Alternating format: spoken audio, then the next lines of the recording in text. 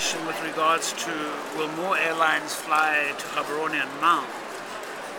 Yes, it's government's policy to look at having an open sky agreement. As we speak right now, we have a third airline, South African Airways, who will be competing against the two current airlines, which is Air Botswana and South African Express. We are in negotiations with some major airlines in the United States who are going to fly direct from the States to Maun. So there is no monopoly and there is no intention to allow airlines to have a monopoly in Botswana. And as I say, we are moving towards an open sky policy.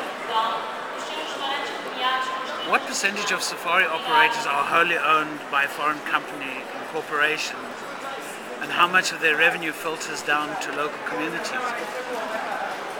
Let me first say that any country would like to see its own citizens developing its own industry. But like any other industry, there are areas where we lack capacity, like any developing country. The number of companies, or let me say complete 100% Botswana-owned companies, I can't give you the exact number. I don't have it on my fingertips. But quite a few are coming out. We have quite a few who operate in Botswana who are completely owned. But I should also mention that when we issue leases or licenses of tour areas, we do give preference to citizen-owned companies. We also have what we would call community development trusts, where the community also have ground allocated to them, and they are free to utilize that piece of land, which in most cases would be endowed with flora and fauna, and it would be up to them to enter into joint partnerships or to exploit it to their own benefit, to use foreigners or to use even local companies. So we try to ensure that as many citizens benefit from our precious resources. We encourage partnerships. We encourage citizens to become involved with foreign-owned companies. With regards to how much revenue would flow down to the citizen, I can't put a figure on that offhand. What I can say is that obviously we would benefit of tourists being there. They would spend money there. That would filter indirectly down to the local business people. Fees that they pay, in most cases now people are beginning to deal with local tour operators, and that's why you see us here on stands in Portugal, we'll be in Spain and various other countries, Germany, the UK, and that is to bring our tour operators closer, to have direct links rather than going through a middleman.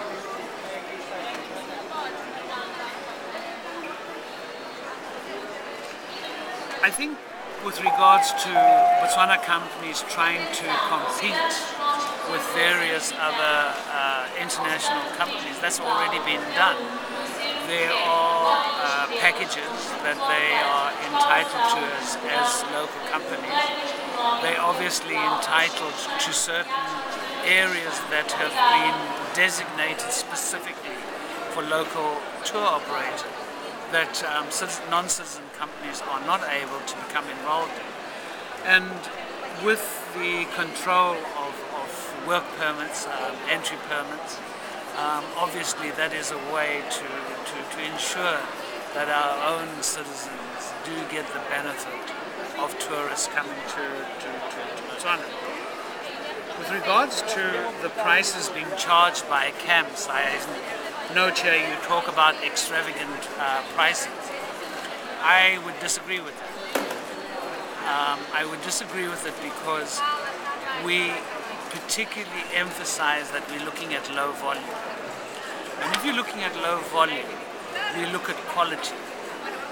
we also look at that we have something that a lot of people don't have. And I'm not saying that we should exploit tourists, but for us to maintain the low volume and not move on to high volume, obviously we have to charge more. And I believe that the product that the tour operators give at the end of the day is well worth its money, and I think the tourists prove, those who come back time and time again. So whilst there continues to be lodges in the Delta, obviously we're never going to be able to increase the numbers. Too many tourists would damage the environment. And having to look at another engine of growth, and tourism is one of them, we do need to maintain our low volume policy.